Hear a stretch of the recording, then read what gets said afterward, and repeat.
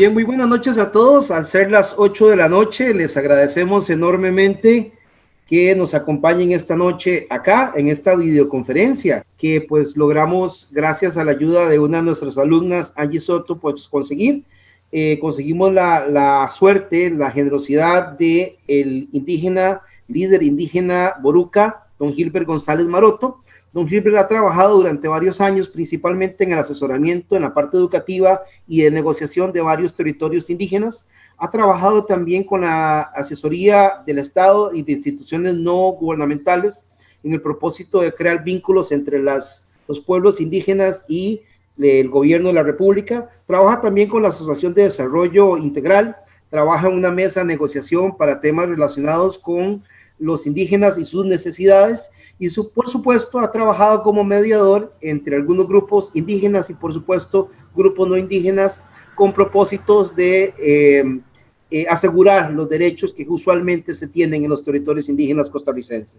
Este indígena boruca costarricense también es un líder comunal y ha impulsado una serie de iniciativas a nivel regional con la intención de preservar los recursos naturales y preservar también lo que es la riqueza del abolengo cultural.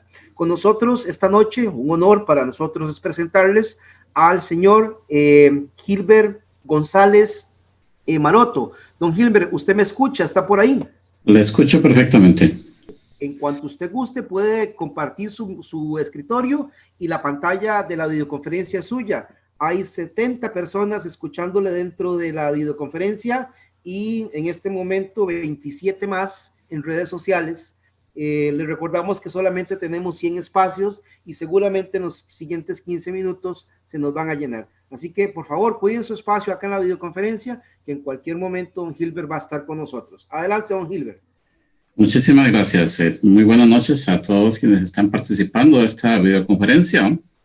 Es para mí un gusto, un honor poder compartir algunas de las experiencias que hemos tenido en cuanto a la gobernanza en territorios indígenas costarricenses y particularmente en la región sur del país. Es una región donde estamos concentrados 11 territorios indígenas y todos con problemáticas diferentes, acuerpados, eso sí, en sus respectivas culturas. Quería empezar precisamente con esta foto para poner en contraposición un poco lo que es la gobernabilidad indígena y la gobernabilidad occidental, ¿no? Este grupo de compañeros y la compañera que está ahí, ellos fueron capturados el 11 de mayo de 1985 por cerrar una vía que en su momento fue considerada vía pública, aunque en realidad era un trillo donde no pasaba. Esta fotografía representa la contraposición que hay entre la gobernanza indígena y la gobernanza occidental, ¿no? Esos señores indígenas fueron capturados en 1985 por impedir que sacaran madera, que talaran madera de un territorio indígena. Ellos se unieron, 3 territorios, los mencionaba, el territorio indígena Rey Curré, el territorio indígena de Boruca y el de Terra, ¿no? Fueron capturados 40 hombres indígenas y 2 mujeres, ¿no? Ellos pasaron 5 días encarcelados y posteriormente fueron puestos en libertad. Sin embargo, la madera que tanto lucharon para que no saliera fue finalmente sacada del territorio y por supuesto que después negociado fuera del territorio indígena de Terra. Esto es un poco como un homenaje a estos hombres y mujeres que fueron una lucha insigne que dieron y que precisamente ha formado un carácter de liderazgo muy diferente a partir de 1985. Prácticamente todos los jóvenes en ese momento que participaron posteriormente han sido parte de diferentes estructuras organizativas y que de una u otra manera han ejercido liderazgos en sus respectivos territorios. Fue como una escuela práctica de enseñanza de cómo se debe defender la gobernanza indígena.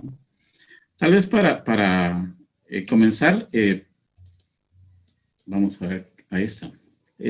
No nos vamos a centrar mucho en el tema de teoría, ¿va? Porque eso pues, lo podemos encontrar en diferentes medios, ¿no? Lo que significa la autonomía indígena. Es particularmente en Costa Rica hemos tenido muchísimos conflictos con la clase política del país porque interpretan que la autonomía indígena es crear un pequeño estado indígena dentro del estado costarricense.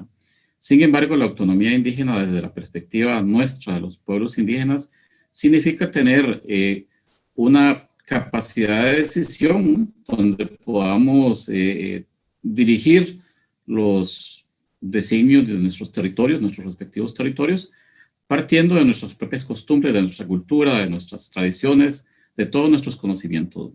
Eso es lo que nosotros interpretamos como autonomía indígena, no ejercer una autonomía que vaya en contraposición, en este caso al Estado costarricense, sino más bien de una u otra manera encontrar puntos comunes de manera que el desarrollo indígena sea equilibrado o más bien camine en los mismos designios que tiene el Estado costarricense. Desde 1992 aproximadamente tenemos un proyecto que se llama el Proyecto de Autonomía Indígena y que precisamente por esa palabra de autonomía no ha sido posible que la Asamblea Legislativa apruebe este proyecto que en una u otra manera pues pondría la legislación indígena costarricense a tono con las nuevas corrientes legales que hay en el país. No ha sido posible, bueno, seguimos en la lucha, ¿no? Luego lo que es la gobernanza, lo que entendemos como el Estado costarricense en este caso, ¿no? Que es de una manera como ellos ejercen el poder y nosotros como gobernados, ¿no? De manera que podamos encontrar puntos comunes para construir el país, ¿no? La gobernanza territorial es particularmente, ¿no? En Costa Rica tenemos 24 territorios indígenas, ¿no? Todos tenemos, aunque pertenecemos a culturas, en este caso como el nuestro, de Boruca y Rey Curré, es una misma cultura, pero estamos separados administrativamente. Tenemos gobernanzas territoriales diferentes, aparte, ¿no? Y que un poco más adelante lo vamos a ver cuál es esa estructura que nos impusieron para ejercer la gobernanza territorial desde una perspectiva pues, gubernamental o estatal y no tanto desde los territorios indígenas. Cada uno de estos territorios tiene formas diferentes de ejercer su gobernanza territorial, algunos con culturas mucho más arraigadas, mucho más profundas, ¿no? Y que eso les permite de una u otra manera tener una mayor defensa de todo lo que son sus recursos, tanto culturales o la biodiversidad. Y tenemos otros territorios que por haber sido influenciados, haber perdido parte de sus territorios, su cultura, pues de una u otra manera no pueden ejercer una gobernanza territorial tan eficiente como la hacen otros pueblos indígenas. La gobernanza indígena es, digamos, el paso siguiente a la gobernabilidad territorial, ¿no? Nosotros queremos una gobernanza donde podamos establecer nuestras cosmovisiones, nuestra particular forma de ver el mundo, nuestra particular forma de relacionarnos con los recursos naturales, poder exaltar cuáles son nuestros valores culturales, nuestras tradiciones, las diferentes culturas y tradiciones que tienen las poblaciones indígenas, ¿no? Todos tenemos valores y culturales diferenciados, ¿no? Y queremos que precisamente eso sea lo que se exalten cuando hacemos la gobernanza indígena, ¿no? De manera que podamos tener un control mucho más efectivo, mucho más eficiente en nuestros respectivos territorios y por supuesto que en nuestras respectivas culturas, cosa que no siempre sucede, ¿eh? Y en el mayor de los casos casi nunca ha sucedido en el país, en Costa Rica, ¿no? Esto no ha sucedido en la gobernanza tal y como nosotros los indígenas la deseamos, porque nos han sido impuestas formas organizativas que no se ajustan a lo que les expliqué anteriormente de querer ejercer una gobernanza donde exaltemos nuestros valores y todos los recursos que tenemos como territorios indígenas, ¿no? Desde 1977, a través de la ley indígena, que también la vamos a ver un poco más adelante, en su decreto indica que la forma de gobernanza para nuestros territorios indígenas es a través de las asociaciones de desarrollo, que es una estructura organizativa que está muy difundida a nivel de todo el país. Diferentes comunidades indígenas, no indígenas en todo el país, tienen asociaciones de desarrollo y bajo esa misma estructura nos pusieron a los territorios indígenas con algunas diferencias que estaban estipulados en el reglamento de la ley indígena. Pero la Asociación de Desarrollo depende de una estructura estatal que se llama la Dirección Nacional de Desarrollo Comunal, DINADECO, y que de una u otra manera, pues, estas asociaciones tienen que responder a las directrices gubernamentales. Aunque a lo interno ejercemos una votación cada 2 años para elegir quiénes son los miembros de la Junta Directiva, finalmente ellos tienen que acogerse a las directrices que ejercen desde arriba las instituciones públicas del país acá en Costa Rica. Y eso, pues, ha sido una de las grandes limitantes que hemos tenido como indígenas para poder ejercer una gobernanza mucho más eficiente y mucho más apegada a las raíces culturales que tenemos acá en el país. Estas asociaciones de desarrollo, precisamente por operar de esa manera, lejos de contribuir a fortalecer la gobernanza indígena, más bien en algunos territorios ha creado divisionismos desde su propia creación, generando diversas separaciones entre los pueblos indígenas, lo cual no contribuye a cohesionar su desarrollo principalmente, ¿no? Tampoco a defender con mayor eficiencia todos sus recursos naturales.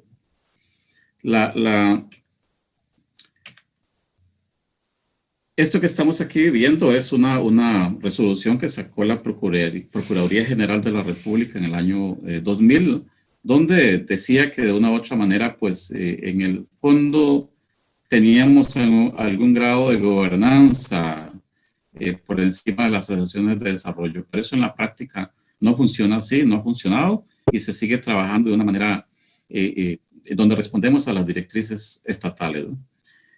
Otra de las instancias que se han venido formando en los últimos años son los tribunales de derecho consuetudinario. Son instancias que sí responden efectivamente al interés de gobernanza de los territorios indígenas, ¿no? Pero que al encontrarse con el derecho occidental hemos tenido choques fuertes porque no se reconoce el derecho consuetudinario de los territorios indígenas. En el año 2006, un territorio indígena bribri, que se llama Cabagra o Cabacol en el idioma bribrio, ellos instalaron su Tribunal de Derecho Consuetudinario en el año 2006. 2 años después fue Talamanca, que es otro territorio bribri, pero en el Caribe costarricense. Y el más reciente es precisamente acá en nuestro pueblo, en Boruca, que se instaló en el año 2018. Es un tribunal que responde a diversas legislaciones propias que tenemos los indígenas, ¿no? Sobre todo en el derecho a la tierra, en el derecho cultural. Ninguno de los tribunales, eso sí, puede, digamos, sacar resoluciones cuando hay de por medio asesinatos o violaciones o abusos a niños, niñas, ¿no? Ese tipo de delitos no son vistos por los tribunales, pero otro tipo de casos, particularmente en el de tierras, están muy involucrados y creo que de una u otra manera contribuyen a fortalecer todo lo que es la gobernanza en los territorios indígenas, aunque en Costa Rica tenemos la particularidad, ¿no?, que estamos concentrados en zonas, en 3 zonas, que es en la zona central del país con los cabécares de Chilpó, en la zona caribe con los bribris de Talamanca, y en el sur donde vemos 4 culturas, que son los Brunca, los Teribes, hay bribris, cabécares y los Noves, ¿no? Es que los Noves están tanto en la parte de Panamá como acá en Costa Rica, ¿no? Y que, bueno, nosotros como pueblos creemos que es un paso importante fortalecer el Tribunal de Derecho Consuetudinario, pero las resoluciones no están siendo en estos momentos avaladas o equiparadas por los tribunales de derechos occidentales, ¿no? Sí se dio un par de casos a finales de la década del 2000, si mal no recuerdo, fue como en el 2009, que unas resoluciones que sacó el Tribunal de Derecho Consuetudinario de Cabagra fueron avaladas por los tribunales occidentales acá en el Cantón de Buenos Aires, pero posteriormente a eso no hemos tenido ninguna otra resolución donde avalen o equiparen las resoluciones indígenas. Esos tribunales para mí son sumamente importantes porque contribuyen a fortalecer nuestra gobernanza. El problema que tenemos es, bueno, los procesos de capacitación son lentos. No es sencillo capacitar a estos compañeros y compañeras que están en los diferentes tribunales, ¿no? Y luego de eso que la misma estructura hay que estarlas cambiando, en el caso nuestro, periódicamente cada 3 años, ¿no? Y hay que repetir el ciclo de capacitación. Y esto de una u otra manera pues entraba a los procesos, pero que consideramos que en el tiempo vamos a mejorar los procesos de capacitación de manera que la gente que esté involucrada en esos tribunales pues tenga mayores herramientas y conocimientos para todas las resoluciones que tengan que ejercer en la defensa de sus derechos territoriales, ¿no? También tenemos otras estructuras que se han creado en los últimos años, ¿no? Que son los consejos de mayores. Tenemos consejos de mayores en varios territorios, pero acá en el sur tenemos en Terra, Basaliche y Cavacol, ¿no? En Cabagra. La diferencia entre los consejos de mayores con los tribunales, ¿no? Es que, bueno, como lo dice la palabra, son personas ya mayores que conocen muy bien su cultura, sus raíces, pero que fueron creados en un principio para avalar procesos de recuperaciones de tierras, que es un tema que también vamos a abordar un poco más adelante, ¿no? Y que eso dio pie para que las asociaciones de desarrollo que no responden a las iniciativas indígenas crearan sus propios consejos de mayores para avalar recuperaciones de tierras o para rechazar las recuperaciones de tierra que estaban haciendo los indígenas. Y eso ha creado un conflicto muy fuerte, principalmente en Terra, en Salitre y en Cavacol. En esos 3 territorios hay un fuerte conflicto porque los consejos que se han creado todos dicen ser representativos de sus respectivos territorios, cosa que no siempre es así, ¿va? Y la recuperación de tierras, pues, es el trasfondo que ha creado conflictos en estos consejos de mayores. Creemos que el fortalecimiento de estos consejos es importante, ¿eh? Uno de los procesos más relevantes es uno de los consejos de mayores de Terra, que realmente fue estructurado con el aval y con la participación de una gran cantidad de indígenas teribes o ororanes, ¿no?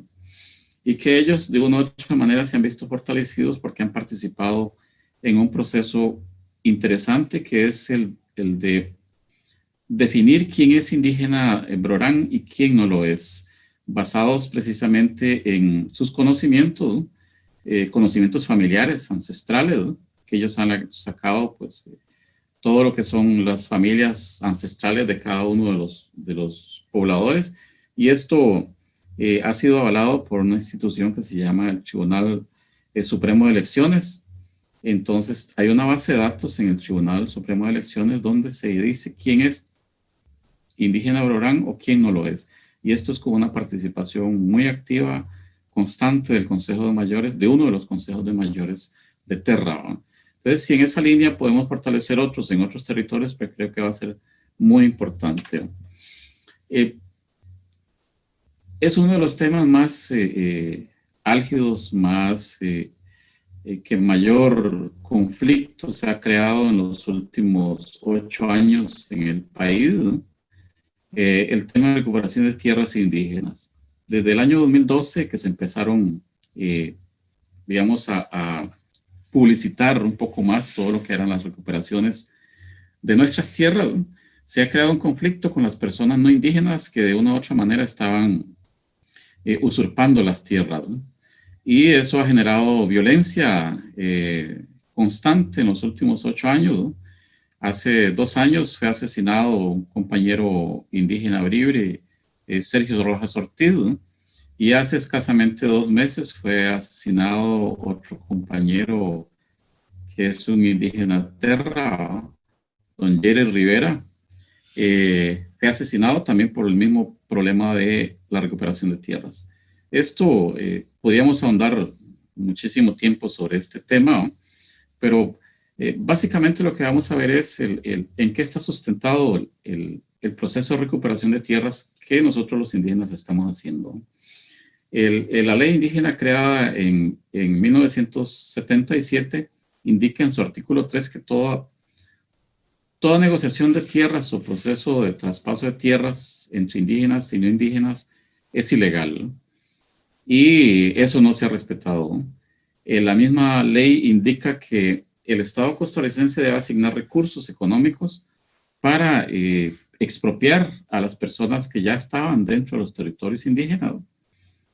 Y también indica la misma legislación que toda persona que posterior a 1977 ingrese a los territorios indígenas debe ser expulsado sin ningún tipo de derechos. Y es ahí donde se crea el mayor conflicto, porque desde 1977 hemos tenido un ingreso masivo de gente no indígena a los territorios y el Estado costarricense nunca cumplió lo que indica la ley indígena de sacar a estas personas que no tienen ningún derecho. Y bueno, pues actualmente ellos indican que tienen derechos adquiridos por estar ahí desde hace muchísimos años, ¿verdad? Pero la legislación es muy clara indicando que ellos no tienen ningún tipo de derechos y deben ser sacados de sus tierras.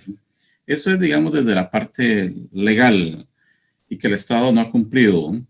Al no cumplir el Estado costarricense, las poblaciones indígenas han tomado la decisión de que van a hacer recuperaciones de hecho. Estas recuperaciones de hecho funcionan de manera que los indígenas ingresan a una tierra que ha sido usurpada por una persona no indígena y se instalan en su tierra. La persona no indígena tiene que, primero que todo, acudir a los tribunales occidentales, ¿no? Indicando que ha sido invadida su tierra, que en apariencia le pertenece, y ahí viene un proceso judicial que podría irse muy largo, pero que finalmente las personas no indígenas, al no tener ningún tipo de documento que sustente su derecho sobre la tierra, pues finalmente van a tener que abandonar las tierras de manera inmediata. Lo que nos estaba sucediendo ahora, cuando nos vamos por la parte legal, tenemos procesos legales de recuperación de tierras que tienen 12 años y no han tenido una resolución judicial. Mientras tanto, las personas no indígenas siguen obteniendo beneficios de las tierras, ¿no? Con producciones agrícolas, producciones ganaderas, deforestando, secando los ríos, algunos en cacerías ilegales, ejerciendo muchísimo daño a los recursos de la biodiversidad indígena que se tienen en estos territorios, ¿no? Entonces, la recuperación de tierras, de hecho, le llamamos así, ¿no? Es lo que ha ejercido este tipo de conflicto desde hace 8 años, ¿no? Y que ha culminado lamentablemente con la muerte de 2 compañeros indígenas, ¿no? Más adelante, la misma legislación 6172 indica que el Estado costarricense tenía que asignar recursos económicos para expropiar a los propietarios que están legalmente dentro de los territorios, ¿no? Y que podía hacerlo de 2 formas. Una es reubicándolas en tierras similares o mejores a las que tienen dentro de nuestros territorios, ¿no?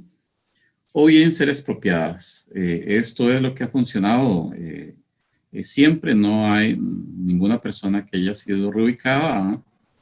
Todas han sido expropiadas, se ha indemnizado a cada uno de ellos, tal y como lo estipula la legislación, y ellos han abandonado las tierras indígenas y se han instalado en otras zonas fuera de los territorios. En este caso no hay mayores conflictos, no hay mayores problemas con este tipo de poseedores legales, ¿no? De hecho, tenemos muchísimos personas no indígenas todavía con ese derecho, que son poseedores de buena fe, que están antes de la ley indígena 6172, es decir, antes de 1977, ¿no? Lo que pasa es que el Estado no ha asignado los recursos para expropiarlo, ¿no? Con ellos tenemos una relación, digamos, pacífica, ¿no? Con casi todos. Ellos están de una manera tranquila dentro de los territorios, pues haciendo sus trabajos cotidianos, ¿no? Y el conflicto es con las recuperaciones de hecho de nuestras tierras indígenas. Particularmente en mi pueblo, en Boruca, hemos tenido 3, que también un poquito más adelante lo vamos a ver como algunos análisis de casos de los territorios. Este es uno. Este se hizo el 12 de septiembre del año 2012 se expropió, se recuperó una tierra que pertenecía a un empresario de radio en el país que estaba usurpando una tierra y bueno, se recuperó y posteriormente la Asociación de Desarrollo la asignó a la emisora cultural Boruca, que es una emisora propia acá de la comunidad, ¿no? Posteriormente, en el 2006, el 25 de junio del 2006, se recuperó una tierra acá en el puro centro de la comunidad, de un poseedor también que estaba de manera ilegal. Esa tierra la Asociación de Desarrollo se lo traspasó a una comisión, le llamamos la Comisión de los Diablos, que es una actividad tradicional que tenemos aquí cada fin y principio de año.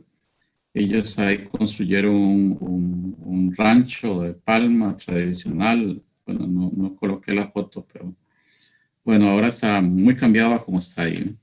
Y finalmente este se hizo hace 2 años, precisamente, el 26 de marzo del 2018, se hizo una recuperación de tierras que en apariencia había sido adquirida por un extranjero, aportando recursos económicos, utilizando testaferros indígenas, ¿no?, que se prestan para adquirir tierras con dineros de personas que no pertenecen al territorio, en este caso un extranjero. La tierra fue recuperada y se le asignó a un grupo de agricultores aquí del territorio indígena de Boruca. Ellos están produciendo en esta tierra y en otras partes, pues, mejorando los bosques, porque también hay una parte donde hay fuentes de agua. Hay una de las justificaciones que tienen los poseedores ilegales dentro de territorios indígenas, ¿no?, es que quieren que si son sacados de las tierras, que se les reconozca todo lo que han invertido en sus respectivos terrenos. Sin embargo, una resolución que tiene escasamente 5 meses, en noviembre del 2019, la sala primera, emitió un criterio donde dice que no se le debe pagar ningún tipo de recurso económico a un poseedor que no sea de buena fe dentro de los territorios indígenas. Esto es una resolución que se dio precisamente por una recuperación de hecho que se hizo en un territorio en el norte del país con los compañeros indígenas malecos en el Palenque Margarita, y que bueno, ahora está en manos de productores indígenas en la zona. Y el poseedor ilegal fue expulsado y no se reconoció absolutamente ningún recurso económico tal y como él estaba pidiendo, que eran 300 millones de colones, ¿no? Eso es alrededor de $250,000, ¿no? Perdón, $500,000, ¿no? El primer proyecto que se planteó en la región sur se llamaba el proyecto hidroeléctrico Gran Boruca, ¿no?, que pretendía inundar más de 6,000 hectáreas, dejando uno de los territorios indígenas nuestros acá totalmente bajo las aguas, cerca de 200 metros bajo el nivel de las aguas, ¿no? Y eso dio como pie para que las poblaciones indígenas acá se organizaran y se opusieran a la construcción de este proyecto hidroeléctrico Boruca, que en principio, precisamente me gustaría recuperar la fecha. El 24 de abril de 1970, hace 50 años, 60 años, perdón, fue aprobado en tercer debate un 24 de abril la construcción del proyecto hidroeléctrico Boruca bajo un convenio con la transnacional Alcoa, que pretendía construir en esta zona, particularmente en el Parque Nacional Marino Ballena, en el Pacífico Sur de Costa Rica, construir una enorme planta que procesara todo lo que era la explotación de bauxita en la zona de San Isidro del General. Era un proyecto inmensamente grande, ¿no?, y que esto dio como pie, pues, que la población, principalmente universitaria en principio, las universidades y los colegios se unieran e hicieran una gran manifestación, que es considerada la manifestación más grande que se ha hecho en el país en todos los tiempos, ¿no?, y que fue en principio organizado por 3 diputados de entonces, ¿no?, que fue don Rodrigo Carazo, que posteriormente en el 78 fue presidente de la República, don Jorge Luis Villanueva, que fue diputado y ocupó diversos puestos políticos particularmente del Partido de Liberación Nacional, junto con don Fernando Bolio. Ellos organizaron en principio y se opusieron a la construcción de este gran proyecto que, como les dije, pretendía un proyecto de minería a cielo abierto en San Isidro del General y que iba prácticamente a destruir todo desde la zona de Buenos Aires de Punta Arenas hasta llegar casi a San Isidro del General, allá en Pérez, ¿no? Era una explotación brutal, salvaje, ¿verdad? Que nos tuviera en estos momentos pues, en una condición muy diferente a la que estamos actualmente, ¿no? Este fue el trasfondo del proyecto Boruca y que la hidroeléctrica iba a ser construida dentro del territorio indígena, el territorio indígena de Rey Curré y de Boruca, y que iba a afectar enormemente toda esta zona, incluyendo el territorio indígena de Terra y de manera indirecta Ujarrás, Salitre y Cabagrá. Bueno, esto ya lo mencionamos un poco, la enorme manifestación que se hizo el 24 de abril de 1970. Vamos a pasarlo. Bueno, este era donde se iba a construir el proyecto. Dos proyectos que se tuvieron, posteriormente pasó a llamarse Proyecto Hidroeléctrico Boruca. Le quitaron el Gran Boruca, que iba a ser un poco más pequeño. Ese era el sitio represa en una zona que se llama Cajón de Boruca, que reunía las condiciones técnicas y geográficas para construirla. Esta foto que estamos viendo ahí es una reciente visita que hicieron compañeros NOES de la zona de Panamá, que ellos tienen enormes conflictos con proyectos hidroeléctricos, con compañías mineras, y querían venir a Costa Rica a conocer la experiencia de Boruca, Terra y Rey Curré en su posición contra los proyectos hidroeléctricos, para ellos también de una u otra forma contextualizarlos a los problemas que ellos tienen en sus respectivos territorios, ¿no? Fue una bonita experiencia que se tuvo con ellos, ¿no? El proyecto Boruca despertó principalmente a la población de Rey Curré, que hizo una lucha muy significativa, que quizá en algún momento deba documentarse, porque fue una lucha totalmente indígena, liderada por compañeros y compañeras indígenas. El primer campanazo lo dio precisamente las mujeres de Rey Curré, bajo una organización que se llamaba Mujeres Indígenas con Espíritu de Lucha, se llamaba el grupo Miel. Ellas fueron las primeras que sacaron un comunicado oponiéndose al proyecto y posteriormente empezó a unirse una serie de organizaciones indígenas, movimientos estudiantiles, universitarios, ambientalistas, pero siempre se tuvo el cuidado de que fuese dirigido exclusivamente por indígenas, ¿no? Eso es una lucha que a mí particularmente me llamó muchísimo la atención, porque normalmente tenemos la injerencia de personas que no son de las comunidades liderando estos procesos, y que quizá por eso algunos otros procesos similares no han tenido éxito.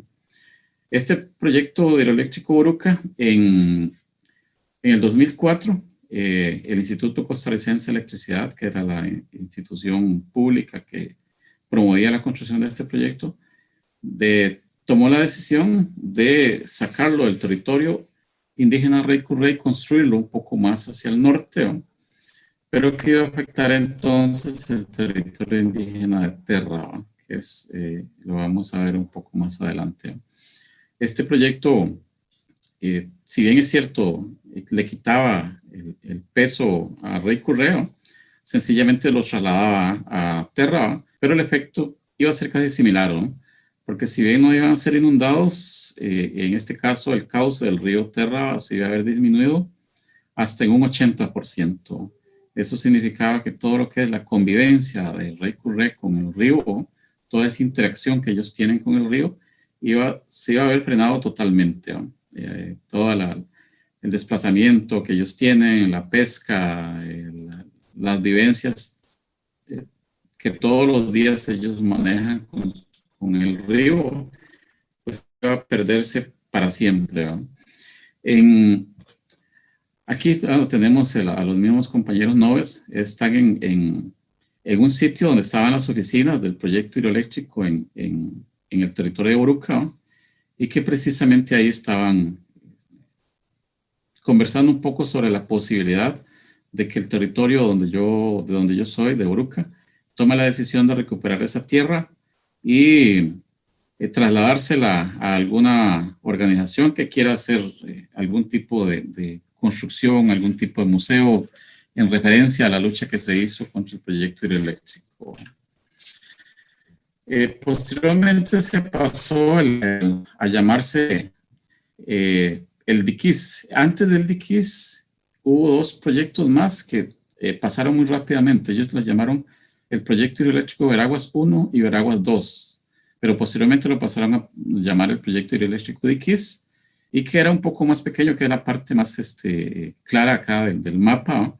Eso era únicamente lo que iba a inundar, pero que afectaba directamente el territorio de Terra y afectaba también el territorio Cabecar de Chinaquichá. Iban a tener parte de sus tierras, iban a ser inundadas, y luego es el efecto directo sobre Terra, porque el dique donde se iba a cerrar estaba escasamente 3 kilómetros de la principal población de los Brorán.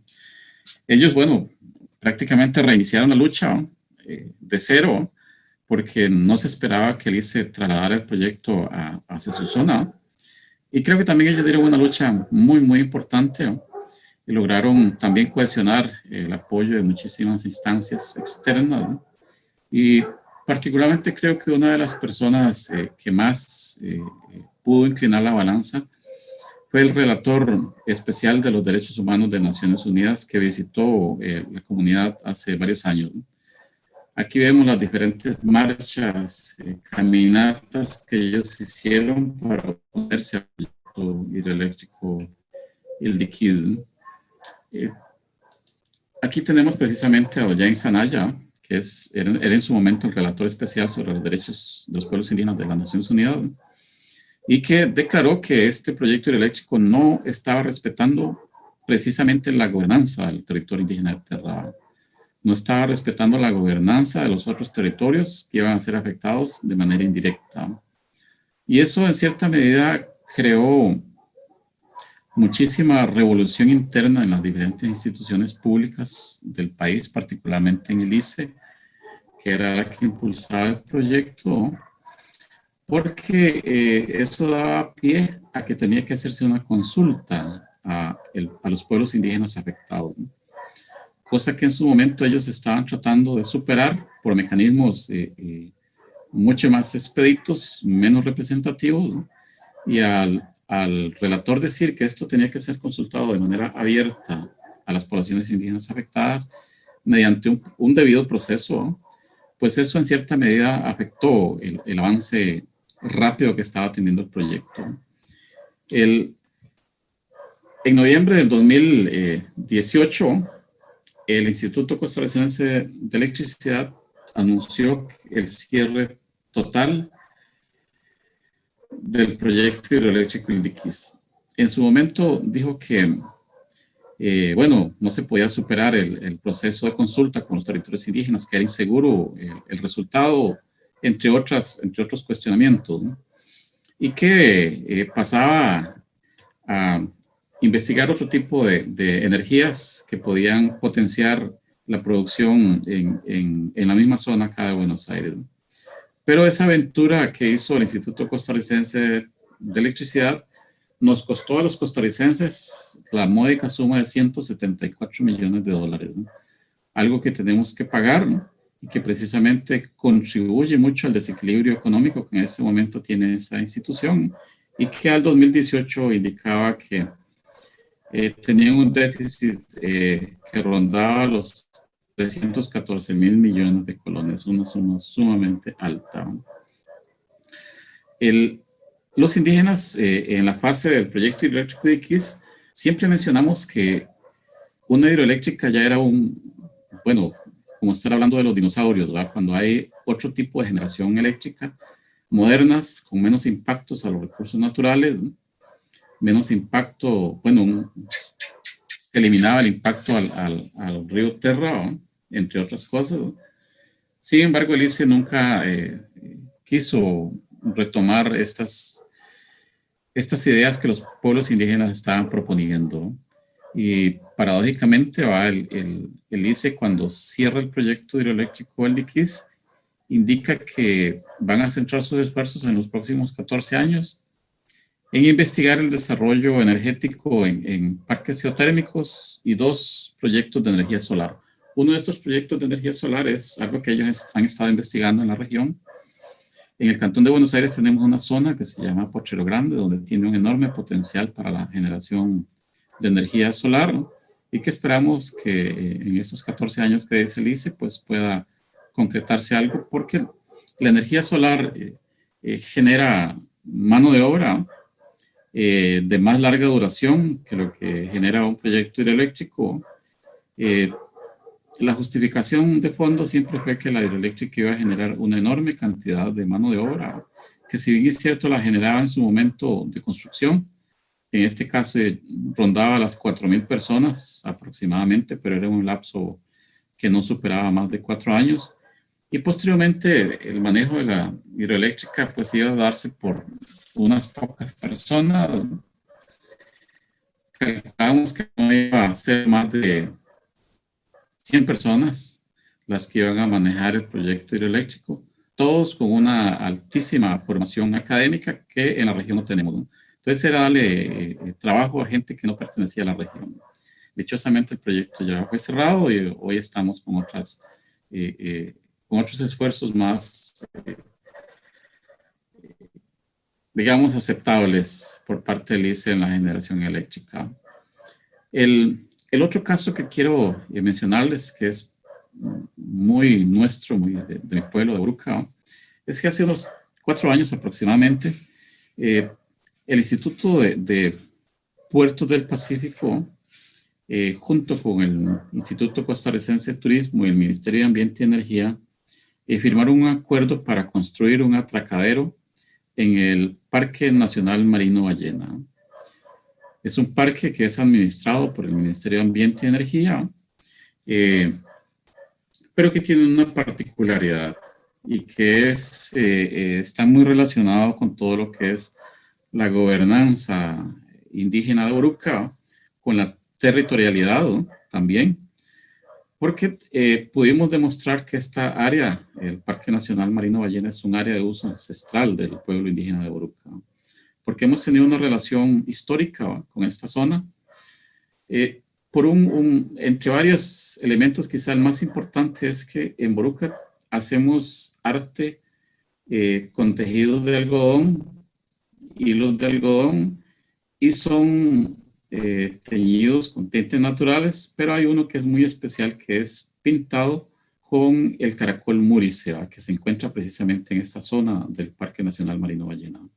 Y por eso esa relación constante de los bruncas de viajar a esta zona para pintar ese tipo de hilos, que históricamente nos dice la historia, ¿va?, que en tiempos de la conquista, los religiosos que estaban en esta zona vendían a altos costos todos los tejidos que tenían estos colores, porque eran colores que no se podían conseguir de ninguna otra manera, ¿no? No se podían conseguir con otro tipo de tintes naturales, ni tampoco con algún tipo de proceso industrial, ¿no? Y tenían un alto costo, ¿no? Entonces explotaban a los indígenas, ¿no?, casi que como esclavos, para que fueran a pintar hilos.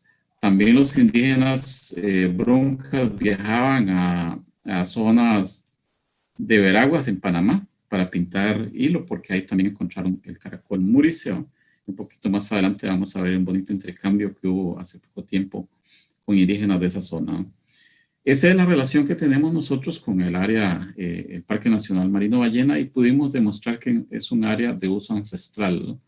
Entonces, que la construcción de un atracadero tenía un efecto directo sobre las tradiciones que nosotros tenemos con esa zona. Y recurrimos precisamente a la consulta.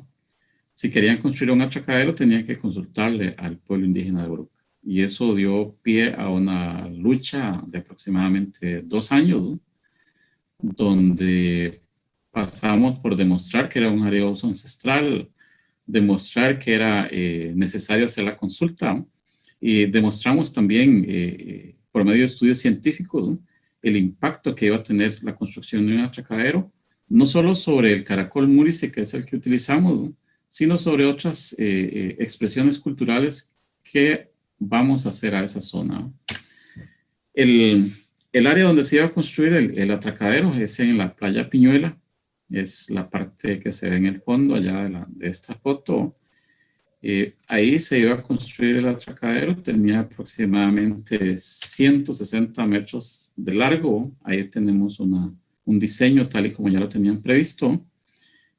Ahí van a atracar todos los botes que en estos momentos están haciendo turismo en la zona, que están particularmente ubicados en Uvita. Ellos tenían que desplazarse 8 kilómetros para hacer uso de este atracadero, y particularmente también yates que visitaban la zona, sobre todo en temporada alta, cuando de ballenas, que va en agosto, septiembre, octubre, ¿no? Y eso iba a tener un impacto directo sobre la producción del múrice en esta región, que nos iba a afectar de manera directa a nuestros pueblos indígenas para ejercer la tradición de los tejidos indígenas, ¿no? Ahí tenemos otra perspectiva de la construcción del atracadero. Para justificar la no construcción del proyecto del atracadero, se hizo una investigación biológica del múrice, de cuál iba a ser el impacto que podía tener este caracol, por ejemplo, con los combustibles que se iban a derramar al estar o bien atracados ahí, o dando recorridos en la zona, ¿no? El ruido también que iban a provocar los motores, todo ese impacto asociado al atracadero masivo de yates, de botes y otro tipo de embarcaciones en este atracadero. Eso, la investigación indicó que iba a tener un impacto directo sobre las fuentes alimentarias del caracol múrice, y que eso, pues, lógicamente iba a tener un impacto directo en la reproducción del caracol. Se hicieron mediciones durante 2 años del caracol, de cuáles eran sus movimientos, sus costumbres de alimentación, las áreas donde más se concentraban, los meses donde más concentración de caracol múrice existía, ¿no? Y muchos otros elementos más que dieron como pie justificar el por qué nos oponíamos a la construcción del atracadero. Finalmente tuvimos una reunión donde participaron personas que también se dedican al turismo en esa región, en Uvita, y ellos mencionaron en algún momento que desplazarse 8 kilómetros para hacer uso de ese atracadero también para ellos significaba un impacto económico que no era viable, ¿verdad? Y entre otras justificaciones, finalmente logramos que el proyecto fuera paralizado durante aproximadamente 1 año, mientras se hacían las negociaciones, las conversaciones, los diálogos con la población indígena sobre la posibilidad de hacer una consulta. A finales del año pasado, un político acá de la municipalidad de Osa intentó promover nuevamente la construcción de este proyecto, acompañado por un diputado social cristiano. Sin embargo, eso lo que hizo fue reactivar nuevamente el caso y generar nuevamente los roces entre la población indígena y las instituciones involucradas en la construcción. Y finalmente ellos optaron por también archivar el proyecto.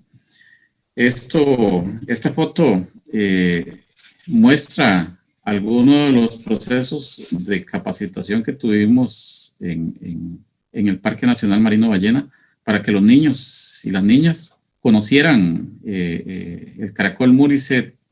El biólogo que hizo la investigación les enseñó a hacer mediciones, identificación de sexos, cómo medir los desplazamientos, pesos, etcétera, etcétera. Fue una experiencia muy positiva para los niños.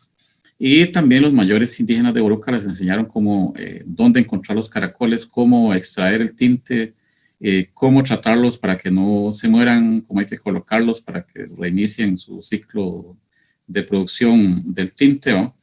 Etcétera, etcétera. Fue una experiencia muy novedosa porque esto no se había hecho con anterioridad con los niños, ¿no? Y esto nos asegura que con el tiempo los van a estar mucho más identificados con esa relación que tenemos con el Parque Nacional Marino Ballena y particularmente con el caracol muricea.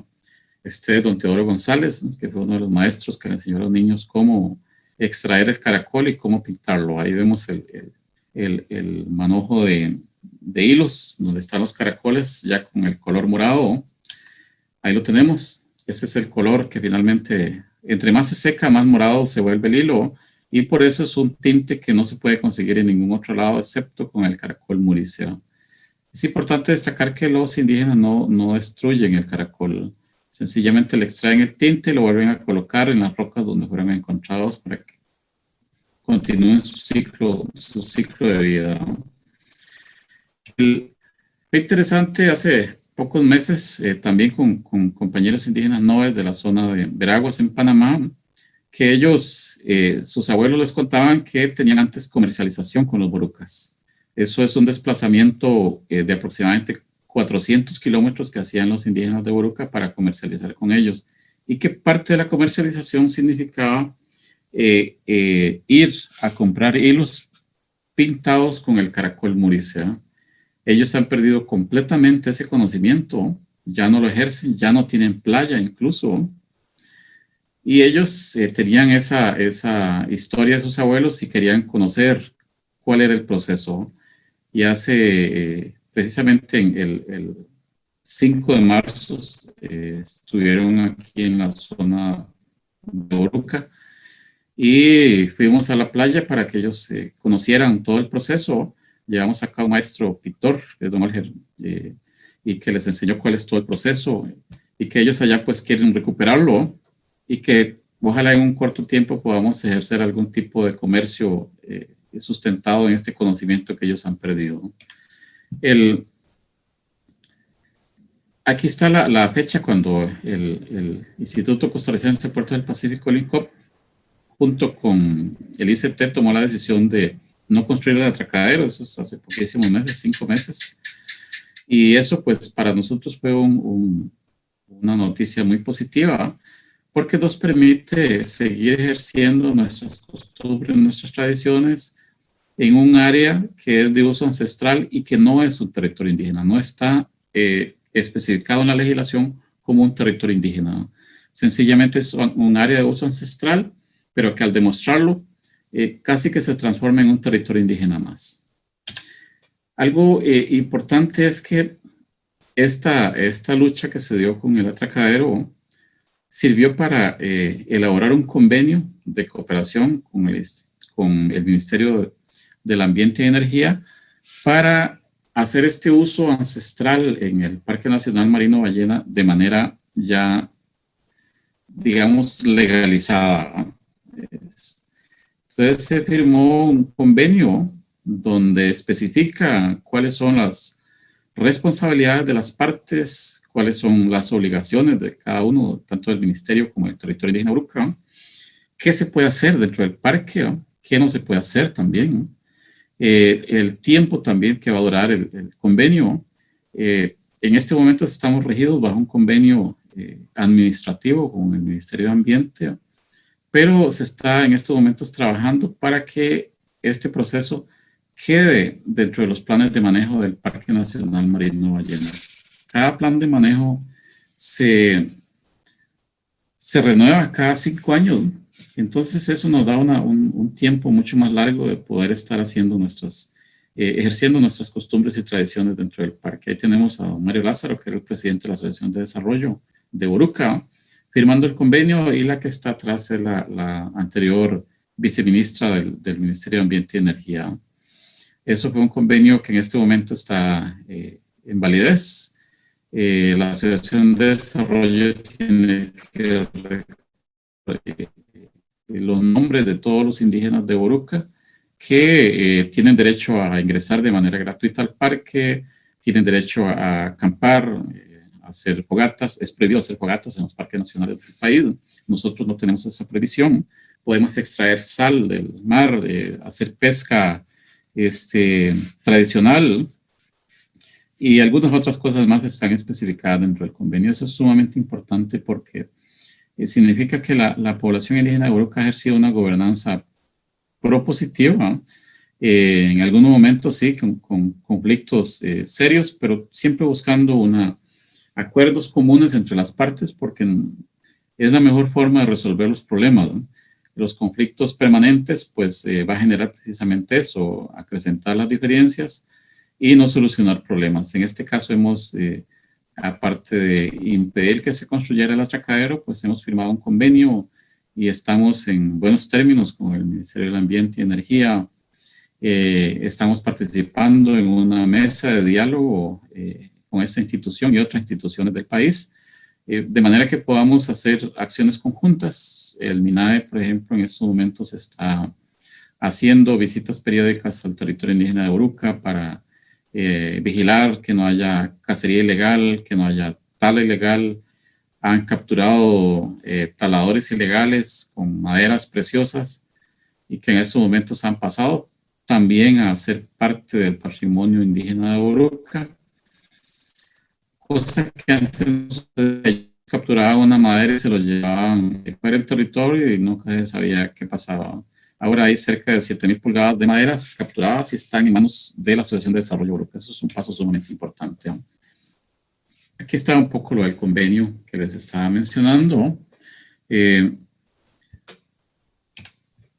Y bueno, eso es a grandes rasgos lo que tenemos sobre la gobernanza práctica de las poblaciones indígenas, particularmente las nuestras en la región sur. Hay algunas diferencias con algunos otros territorios, pero en general nos manejamos en mecanismos similares.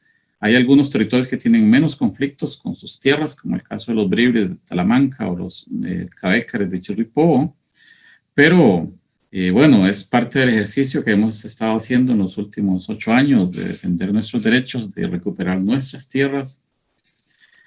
Creemos que sin la tierra no podemos, lógicamente, ejercer nuestras costumbres, nuestras tradiciones. Sin tierra no podemos recuperar nuestra agricultura tradicional, no podemos tener agricultura de subsistencia, no podemos conservar nuestras aguas, no podemos mejorar nuestros bosques, extraer la medicina, las plantas medicinales, una serie de actividades que tenemos relacionadas con los recursos naturales, no lo podríamos hacer sin tierra, sin territorialidad, como en el caso del Parque Nacional Marino Ballena, que es extraterritorial, tener esa oportunidad de hacer nuestras costumbres fuera del territorio, un área de usos ancestrales, eso para nosotros es sumamente importante. Y creemos que las luchas que dan los pueblos indígenas, ¿no?, son muchísimas veces lentas, pero muchas veces con resultados positivos, ¿no?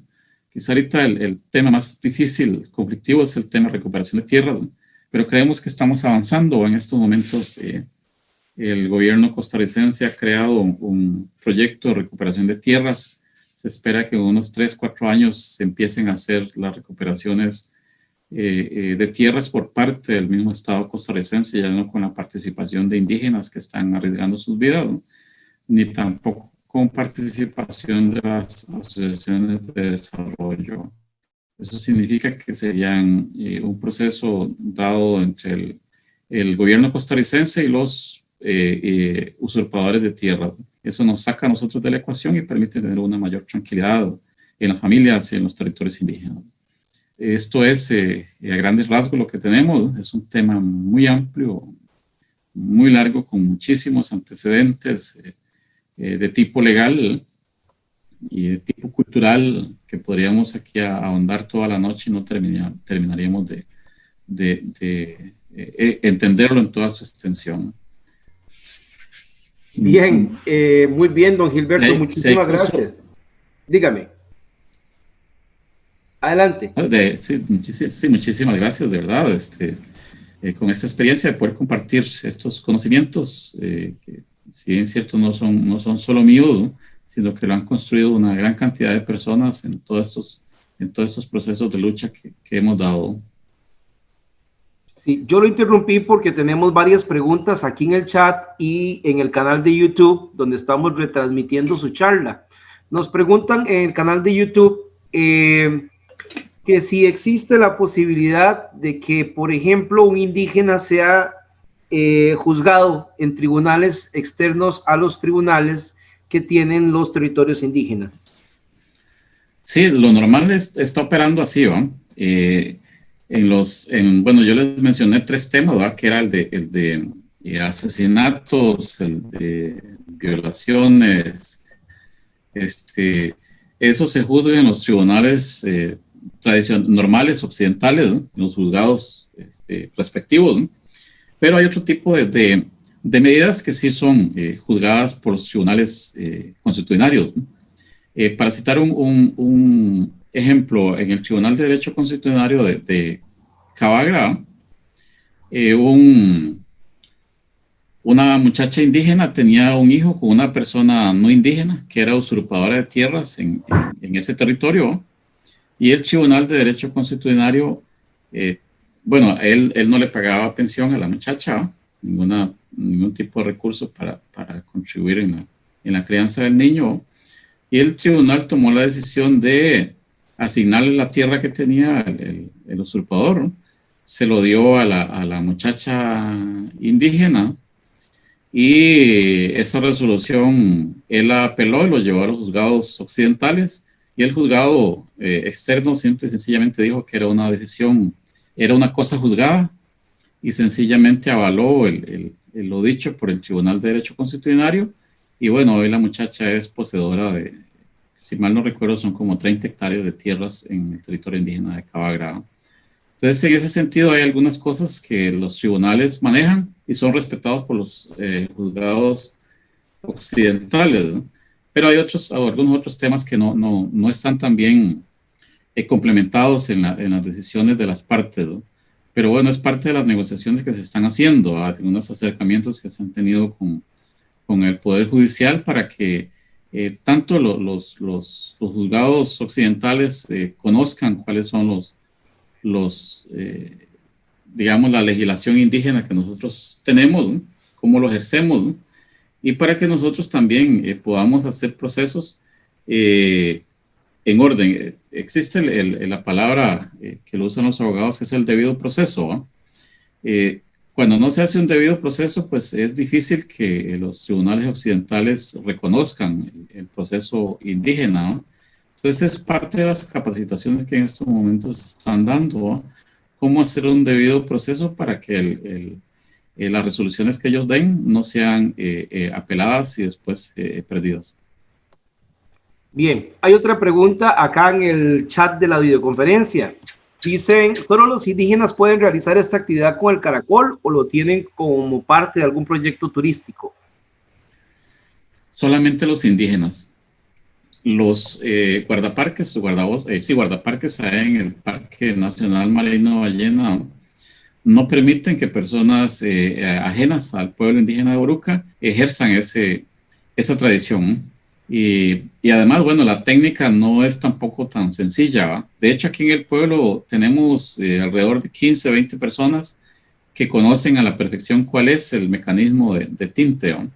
Porque no es tan sencillo tampoco, ¿va? Entonces es un conocimiento que en este momento lo tienen pocas personas y también que lo ejercen pocas personas.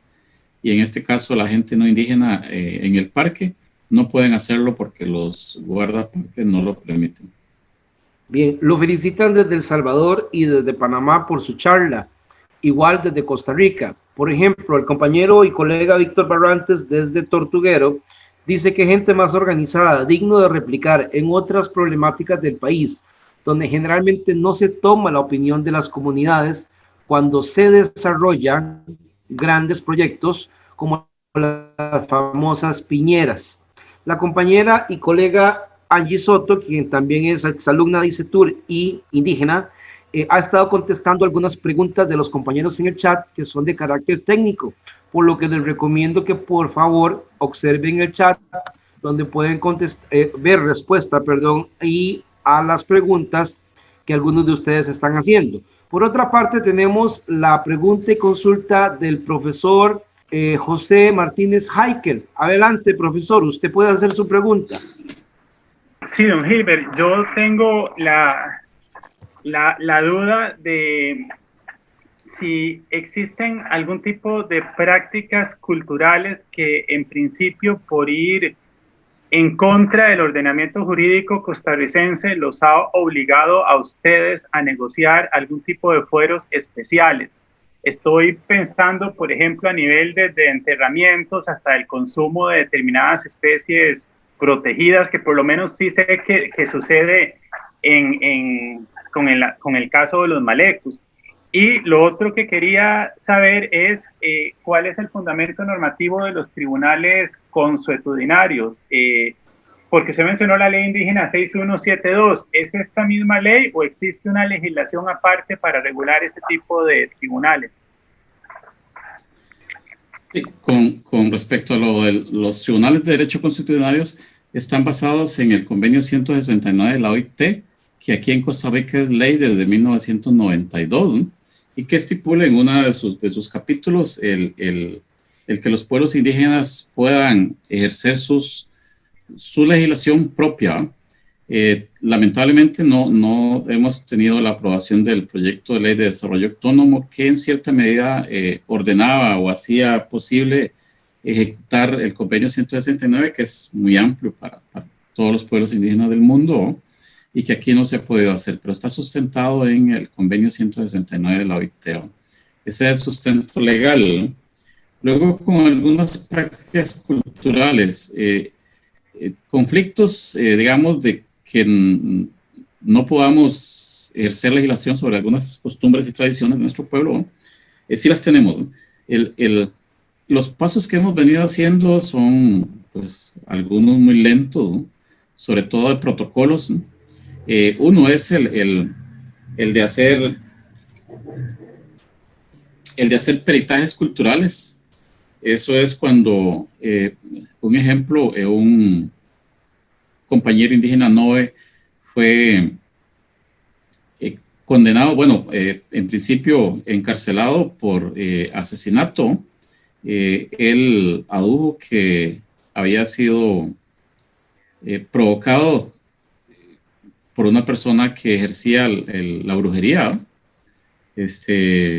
Bueno, los avances que hemos tenido en peritaje significa que los tribunales tienen que enviar un equipo especializado a hacer un peritaje cultural a las poblaciones de manera que pueda verificar, no solo en este caso de la brujería que decía el compañero, sino otros tipos de delitos, ¿no? El cómo ese tipo de acciones están sustentados en prácticas culturales, ¿no? O no. Esos peritajes para nosotros han sido muy importantes porque nos permite en alguna medida que algunas resoluciones judiciales sean apeladas, porque efectivamente algunas costumbres y tradiciones en las poblaciones indígenas influencian de alguna medida en la actitud, en algunos delitos que hemos tenido en poblaciones indígenas. Por ejemplo, muy recientemente, en estos momentos, se está haciendo un trabajo de campo por parte de la Universidad de Costa Rica sobre una resolución que salió hace poco de la Comisión Nacional de Asuntos Indígenas que indicaba que las mujeres indígenas no tenían un poder cultural dentro de los territorios indígenas, ¿no? Eso no es cierto, ¿no? Pero bueno, para tomar una resolución, los tribunales han dicho que debe hacerse un peritaje cultural que emita efectivamente cuál es la participación de la mujer, cómo opera la participación de la mujer en la cultura indígena, las culturas indígenas del país, ¿no? Que efectivamente tienen una participación, incluso en algunas, como los bribris y cabécares, se rigen por la cuestión matrilineal. Si la mamá es una bribre o una cabécar, aunque el papá sea un alemán, el niño va a seguir siendo indígena, pero a lo contrario, no opera de esa manera. Si la mamá es una persona no indígena y el papá es un bribre, el niño no es considerado indígena. Esos son parte de la influencia que tiene la línea matrilineal entre los bribris y cabécares. Entonces, ese tema de peritajes culturales para nosotros es muy importante porque nos permite identificar algunas causales en algunos delitos que se dan dentro de territorios indígenas. El proceso es lento, estos protocolos no siempre se logran aprobar en tiempos cortos. Tenemos algunos otros protocolos que se han venido dando. Hemos avanzado en una década apenas en unos 5 protocolos, ¿no? Entonces es un proceso lento, pero en algo se ha avanzado. Bien, gracias. Tenemos preguntas, bastantes preguntas. De hecho, don Gilbert, la gente está preguntando en los diferentes medios y redes sociales. De igual forma, lo están felicitando a usted y el trabajo que todos ustedes hacen. Pregunta, bueno, me hicieron una pregunta a mí personal. ¿Cuántos guías indígenas tiene Costa Rica? Yo no podría adelantar eso, guías certificados. Sé que ICETUR ha tenido 9. En este momento hay 9 certificados de ICETUR de diferentes partes del país, principalmente de la zona Boruca, de la zona de los Malecus también, y tenemos un indígena Malecu que en este momento está estudiando con nosotros. Entonces, solo para responder la pregunta, le mandan unas enormes felicidades y todo su respeto a la compañera Carla de Abate, guía de turismo, por su labor, aunque muy ardua, es de un valor incalculable, tanto cultural como humanitario. Piden, por favor, que si puede colocar la imagen del caracol otra vez, si es tan amable, en cuanto le sea posible. Pregunta el compañero y estudiante de ICETUR e indígena Max Elizondo, que, bueno, no pregunta, sino que comenta que en muchos territorios indígenas siempre hay la posibilidad de desarrollar producto turístico y que la gente está siendo siempre invitada a que visite los lugares indígenas, los territorios indígenas, porque están cargados de información turística para los visitantes. Antonio Celedón también le pide que hable sobre la recuperación de tierras, un poquito, y si hay alguna forma o influencia de externos, gente blanca. Voy a agregarle esa pregunta, otra que hace en este caso la compañera Noelia Castro. Dice, ¿qué tipo de convenios y tratados y reglamentos les están aplicando a los tribunales occidentales para los procesos penales? Hay más preguntas, pero por favor, para no llenarlo mucho de ellas, avancemos con esa, don Gilbert. Muchas gracias. Sí, también indicar que el Instituto Tecnológico también formó algunos guías turísticos hace algunos años, ¿no? Unos 5 años aproximadamente, no tengo el número de cuántos formó, pero sí varios indígenas se formaron a través del Tecnológico de Costa Rica. Okay. Hablar un poquito de las recuperaciones de tierras, ¿no? Bueno, y ¿cómo nos aplican? La pregunta es sobre lo externo de los procesos penales, la influencia de... ¿Qué tanta influencia de gente blanca, por ejemplo, hay en los procesos de expropiación de tierras, si los obstaculizan o los apoyan? Y en cuanto a los tribunales occidentales, en cuanto a lo penal, si existe algún vínculo, pero ya usted lo explicó, lo que pasa es que la persona lo pregunta, ¿verdad? Y entonces es importante pues, que usted nos recuerde cuál es el caso de las faltas penales y dónde sería juzgado, por ejemplo, un indígena. Absolutamente ningún carro. Sí, los indígenas son juzgados normalmente cerca de sus territorios, ¿no? En los juzgados, bueno, los más cercanos, que en estos casos serían las zonas de la región sur, en Corredores, Buenos Aires, o Turrialba, o Limón. Eso en alguna medida porque el arraigo de los indígenas es muy diferente al arraigo que tienen otras personas no indígenas, ¿no? Luego de eso, el tipo, la distancia de los familiares, también la visita familiar es muy importante para los presos indígenas, ¿no? Eso les permite tener algún grado de cercanía con su pueblo, con su cultura, ¿no? Luego, en los procesos de recuperación de tierras, tenemos la participación mayoritaria de indígenas que han tomado su decisión de recuperarla, ¿no?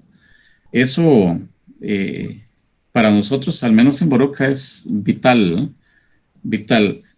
Lamentablemente hay participación de alguna gente no indígena, de algunas organizaciones externas que en alguna medida han influenciado con algunos compañeros y compañeras no indígenas, bribris, sobre todo, no en todos, de manera que hace las recuperaciones de tierras de manera que no responde a las necesidades o, digamos, a la planificación de sus organizaciones o liderazgos locales, ¿no? Eso ha puesto en contraposición una lucha interna en las comunidades indígenas, ¿no? Para citar un ejemplo, nosotros en Boruca en este momento ocupamos tierras para urbanizar. Ocupamos recuperar tierras para conservar nuestras aguas, ¿no? Que en estos momentos las aguas están siendo desprotegidas, ¿no? En estos momentos nuestras fuentes de agua están siendo devastadas, todos los árboles están siendo derribados y ocupamos recuperar esas tierras para que nuestras aguas se conserven. Pero eso es en base a una planificación que tenemos, ¿no? Hemos que primero urbanizar, conservar nuestras aguas, recuperar nuestros bosques, conservar nuestras áreas culturales, ¿no? Eso es sumamente importante, ¿no? Pero eso es un proceso que no se da en otras comunidades, ¿no? Entonces, hemos tenido el caso de algunas familias que han recuperado más de 1,000 hectáreas y que no responden a una planificación de sus respectivas comunidades, ¿no? Y eso es en alguna medida peligroso porque crea conflictos internos, ¿no? Yo, desde mi punto de vista, pues es loable, es aplaudible que recuperen las tierras, ¿no? En estos momentos significa que las 1,000 hectáreas están en manos indígenas, ¿no? Eso es sumamente importante, ¿no? Pero debe responder a una planificación de las poblaciones indígenas. Y en este caso no está siendo así, ¿no? Y la influencia externa que se está teniendo, pues eso ha creado más conflictos entre los indígenas y las personas usurpadoras de tierras, ¿no?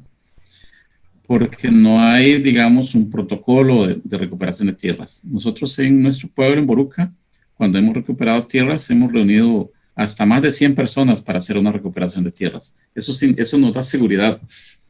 Un grupo grande de más de 100 personas significa que nos acuerpamos unos a otros, ¿no? Pero cuando usted hace una recuperación de tierras de 10 personas, de 5 personas o solo una familia, ¿eh?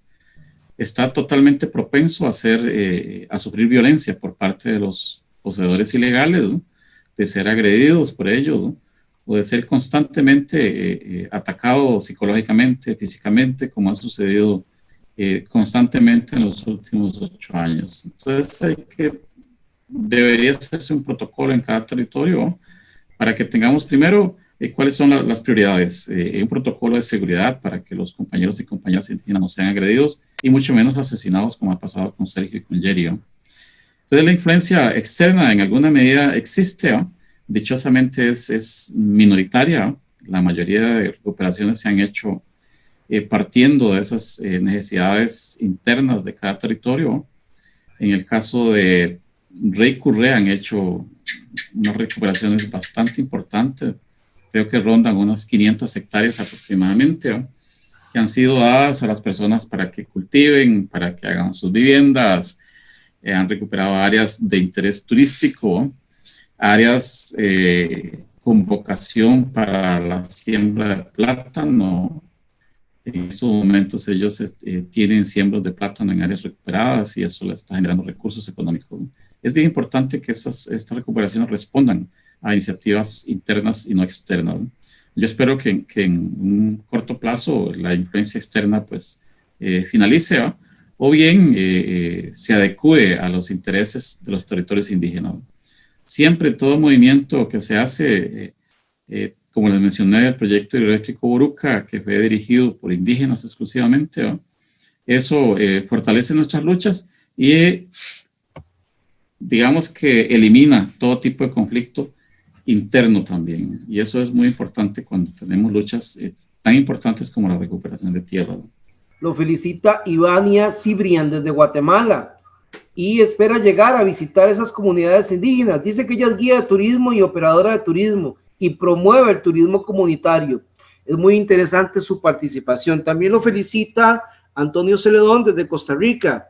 Muy importante, también tenemos una felicitación de parte de Ernesto Dávila desde Panamá.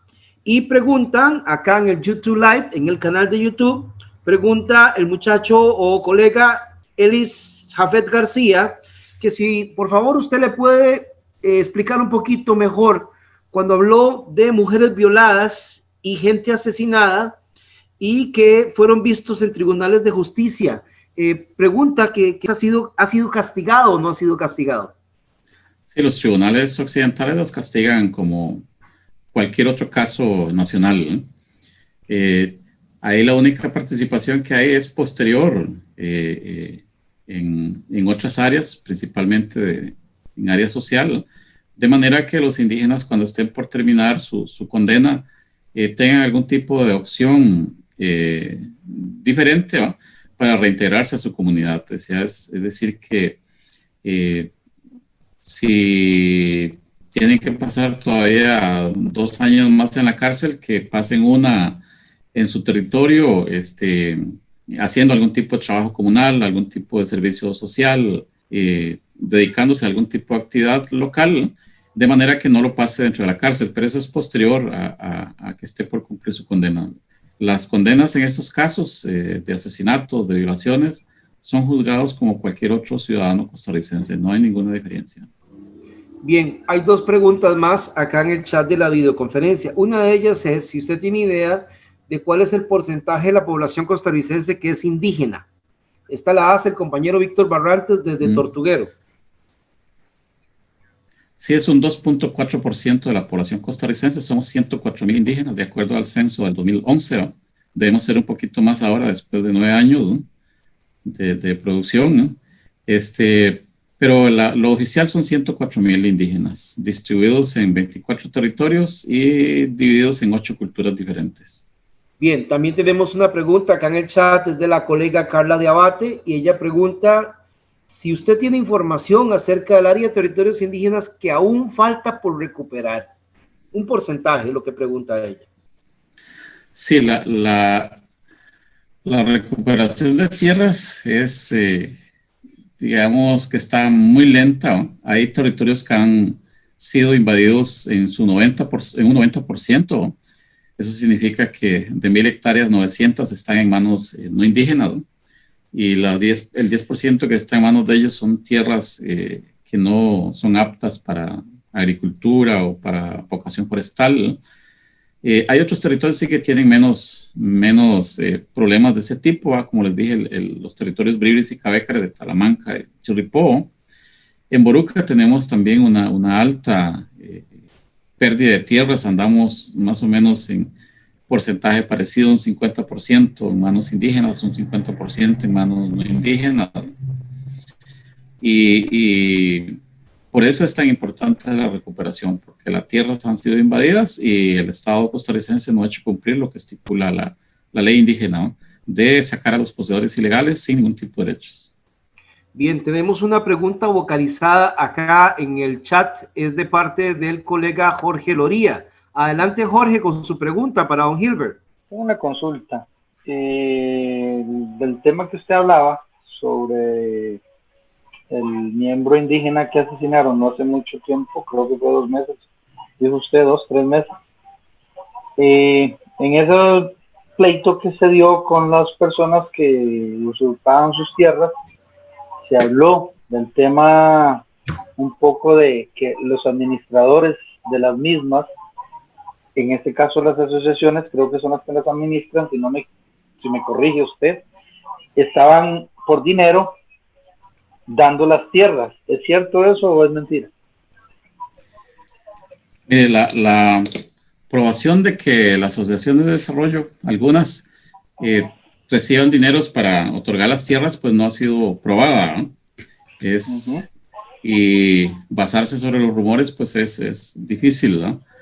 No hay hechos probados en ese sentido, aunque se rumora de que algunos reciben dádivas, ¿no?, no tanto para entregar tierras, sino para hacerse el desentendido, ¿no?, para volver a ver hacia otro lado, ¿no? Pero bueno, las pruebas no existen, pero es un hecho real de que algunas asociaciones de desarrollo son más permisivas que otras en ese sentido, ¿no? Hay algunas que permiten que los poseedores ilegales incluso hasta adquieran beneficios que son exclusivos para los pueblos indígenas, ¿no?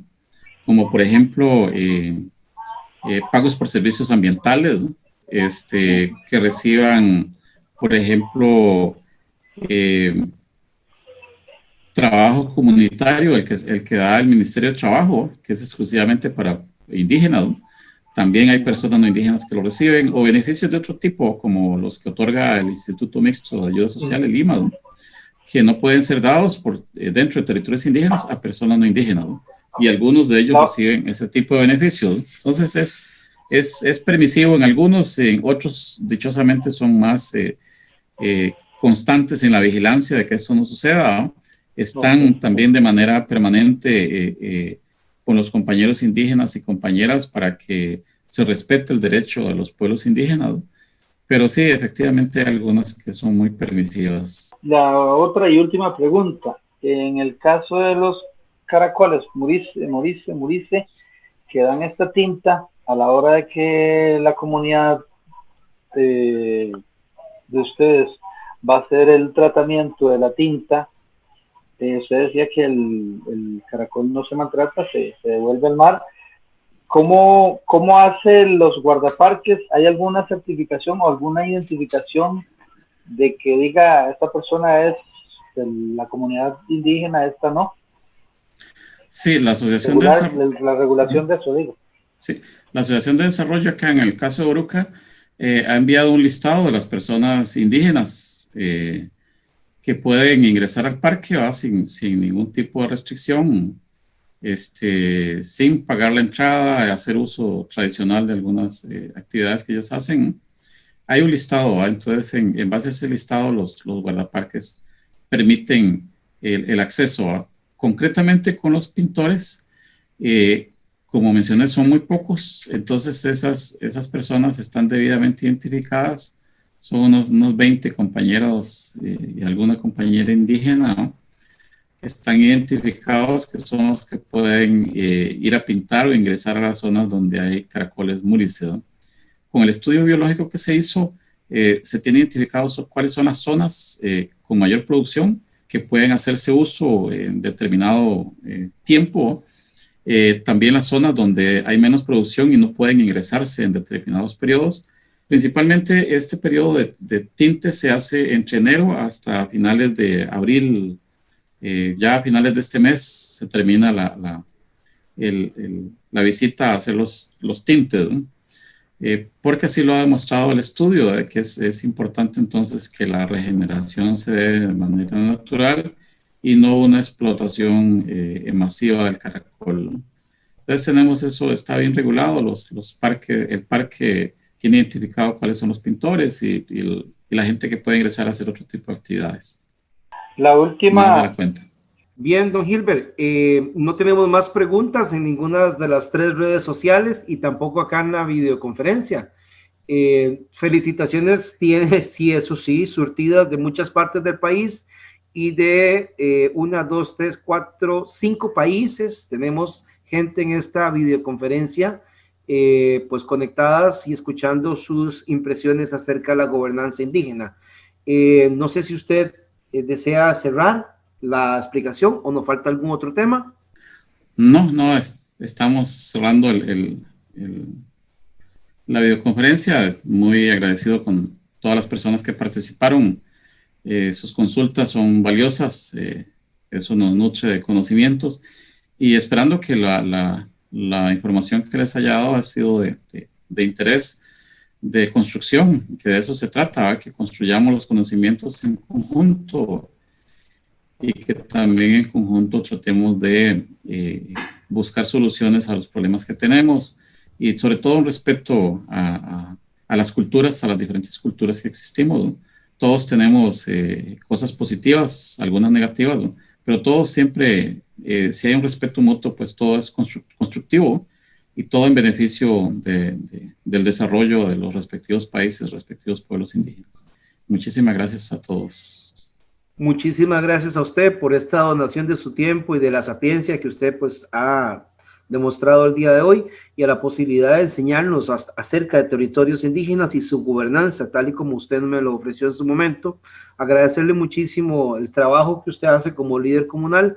Agradecerle también a Angie Soto, quien está en la videoconferencia y ha estado contestando preguntas de los compañeros para reducir un poquito la presión y la lista de preguntas que podríamos tener contra o en favor del tiempo de la videoconferencia. Y pues, don Gilbert, muchísimas gracias nuevamente una y otra vez de parte del Instituto Costarricense de Educación Turística, el ICETUR.